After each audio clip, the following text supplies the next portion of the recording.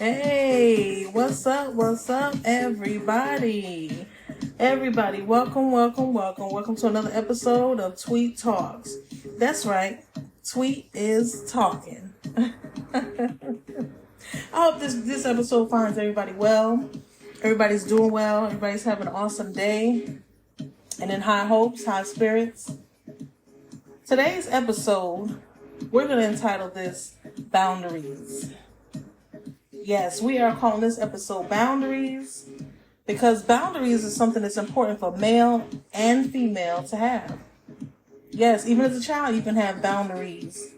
It's very important in our lives. If you don't have boundaries now, make a change and you'll see what I'm saying. Uh-oh, your girl got some rhymes. All right, so the first thing we're going to talk about is what are boundaries? Okay, because we often hear we need to have some structure, some boundaries in our lives. Well, having a boundary is simply drawing a line, right?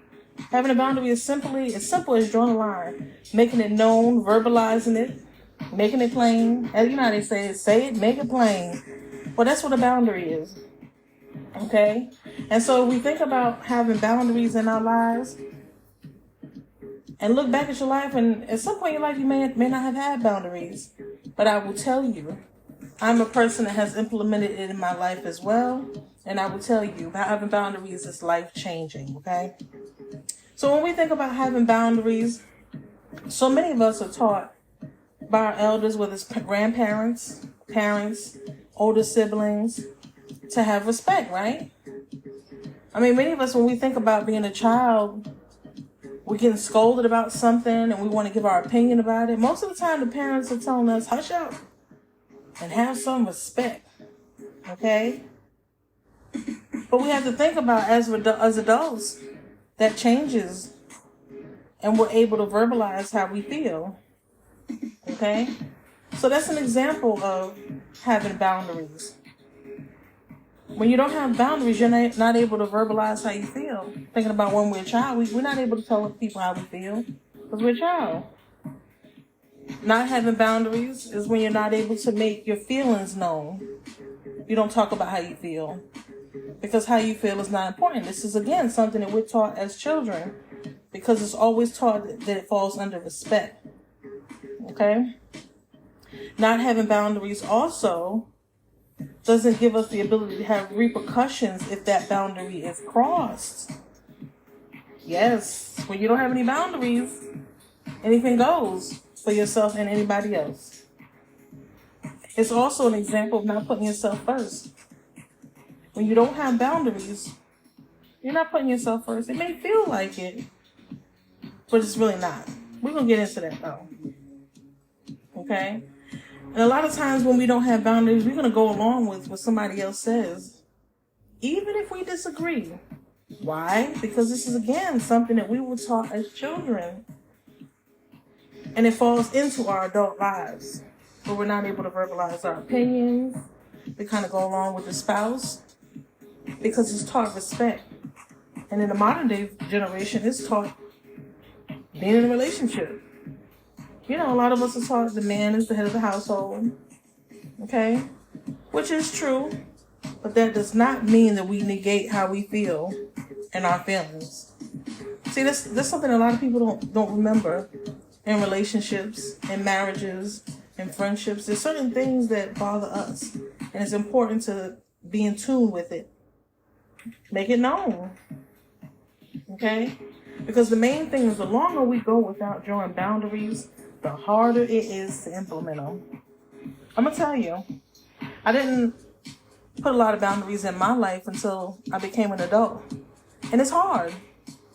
It's hard because your brain kind of gets conditioned to things being a certain way and allowing things to be a certain way regardless of how you feel. But without them boundaries being put in place, you kind of going along with either somebody else or maybe how you feeling for that moment or how you feeling for that few moments. I'm telling you, y'all, when you implement boundaries in your life, it's life-changing. Okay? And then we think, why do we need to have boundaries? Okay? This is key. Listen, listen, listen. I mean, this is really key. And I'm going to tell you why it's important for us to have boundaries. The first thing that having boundaries is going to do, it lets people know what you will not accept or you dislike. Now, I'm going to tell y'all, if anybody disagrees and want to get back to me, hit me up at tweettalks@proton.me, and I'll be glad to have a discussion with you, taking any of your points, and maybe even have an episode about it. Okay? But a lot of times when you start to implement boundaries in your life, you will realize that a lot of people are going to leave. Yes, I think I heard an amen corner. Yes, it's very true. Once you implement boundaries in your life, there's certain people that's not going to want to stick around for it. One, because they're not used to it with you. And two, because it may not be going forward with what they're looking for, right? It might not be down with their plan. But when we implement boundaries, it shows the other person you love yourself. I love me. That's what it does. Makes it known what you will not accept and that you love you. And it does put you first. But see, that act of actually putting yourself first it's kind of like a show and tell thing. I'm telling you, and then I'm going to have to show you. We'll get into that. So flow with me on it. Another thing that having boundaries does is it helps you to learn the level of toxicity the other person is in. Yes, and it shows by how they care for your boundaries. Let me give you an example. If you have a friendship with a person this person is a very close friend of yours, and there's certain things that you stop doing, whether it be flipping a bill when you go out, you choosing wherever you go out, you driving, whatever it is that you're putting forward, once you create that boundary, how that person responds to your boundary is going to let them know. It's going to let you know. It's going to let you know how that person cares about your boundary. Now, some people are going to accept your boundary and say, you know what? Not really feeling that. But they're going to still be around. Then there's that person that when you put your boundary out there, they gone. They're like, you know what? No, not feeling this. This is not what we used to do. I'm not concerned what the reason is they're placing these boundaries on it. It's not what I want to do. And that lets you know who's toxic around you. You ever want to find out? You got a group of good girlfriends. For the fellas, you got a group of good homeboys that you hang out with. Once you put them boundaries down, and I'm going to give you an example. If you're single, get into a relationship. Get into a relationship and put boundaries on that friendship. Whether it be the times you can go out and hang out, the times you're not willing to go out and hang out, the times you'll sit on the phone and have phone conversation, maybe the level of how much you drink, anything. That's going to tell you a lot about that person. It's also going to tell you about the relationship that y'all have. So to give an example about that, you just think about how it would feel if you pour out all your pain and dislikes and the things that hurt you the most to a person. And they constantly do that same thing. Right? Yeah. It's like an eye-opener. I have experienced this myself. When you pour out and let a person know, okay, this is what I don't like, I'm not sticking around after this. And they do it, it's almost like the level of toxicity that person carries is no longer a small seed. It's a big fruit. You know what I mean? It has grown, and it can grow almost immediately. You will learn who that person is. So that's why it's good for us to have boundaries. But I'm gonna tell y'all something. Y'all know how to key point here somewhere, right? But I'm gonna tell you something. The most important aspect of having a boundary, I'm gonna tell y'all what that is. The consequences. Yes. The consequence of a person crossing that boundary. Now, I'm going to go ahead and tell y'all what a consequence is not always. Because when people think of consequences, the first thing you think of is something physical. Okay, they cross that boundary. All right, it's time to make it do what it do. No, that's not always the situation. I mean, some situations may call for that if that injury is physical, perhaps. But having consequences is not always physical. Having consequences is not always shifting that hurt. And this means hurting that person back the way they hurt you. For example, you're in a relationship, you've been cheated on, you found out about it, okay. Well, now I'm going to cheat on them. That's that two wrongs don't make a right thing, right? We don't want to do that.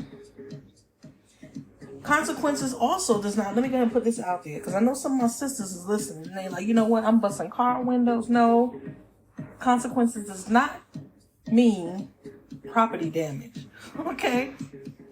Because some people think when you say consequences, it has to be something physical. Something that hit the person's pockets. No. But consequences means that you're always going to follow up on your boundary. Yep. That means if that boundary is crossed, that means whatever you put in your head, how you're going to go across that boundary, how you're going to go across that consequence after you cross that boundary, that means you're going to follow up on it. That means when something hurts you, you're going to think back, okay, did we have this conversation about this not being something I'm sticking around for? You're going to follow up on it. The next thing that you're definitely going to experience when you implement a consequence is you are going to disengage. You know what that means? That means that when this person has crossed the boundary with you, it's time to step back. And this is another way to see what kind of people you got in your circle. Because once you disengage, some people's not going to like that, and they're going to want to make a quick change. And then there's some people that's not going to care because you're no longer serving that purpose. Okay? But the biggest thing with implementing a consequence, it will always allow you to see how the other person can make a change. Obviously, not subtle, but how they can obviously make a change. Okay? And the reason I say this is because when you implement those consequences, the person really loves you, cares about you, or even likes you, they're going to fix it. And they're not going to fix it in a subtle, minute way. They're gonna make some obvious changes. And on a side note, this is another thing. And this is a powerful thing. I want y'all to listen to this, okay? If you find that you're a person that always seems to be the person that's, got a lending ear for somebody else, you're helping somebody else through their issues, pay attention to that energy. Energy is real, y'all. It's real.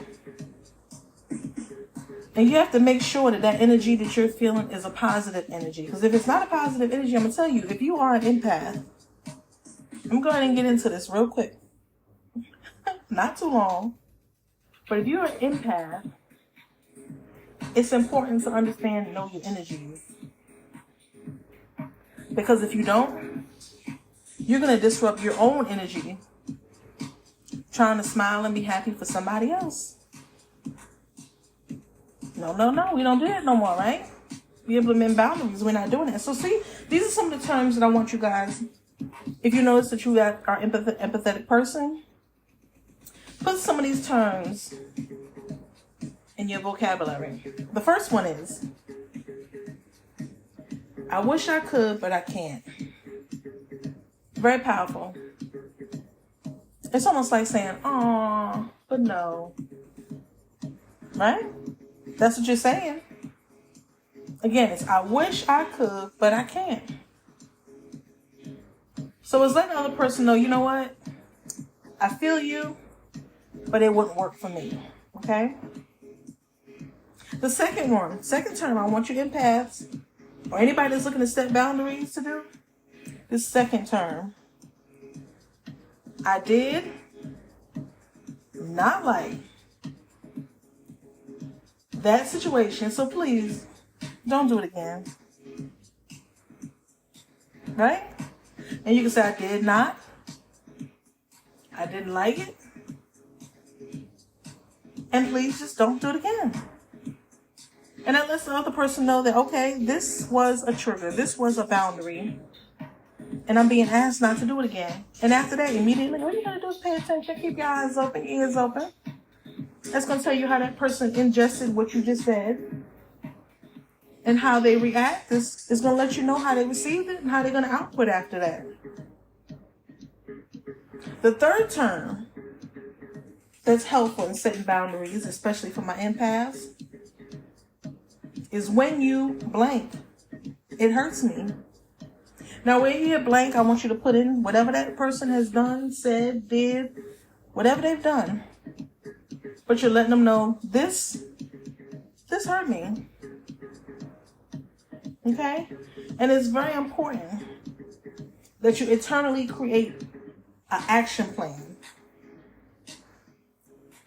Not just being ready mode. Because I'm going to tell y'all, some of y'all going to say these terms, and then as soon as they say something back, you're like, oh, consequence time. Time to put a consequence in there. No, you're gonna know it. And know that you will actively put together an action plan if this happens again. That don't mean it happens and you just go for the gusto. No. You're going to put it in your mind that this action plan is what's going to happen. And that, my friends, is setting a boundary.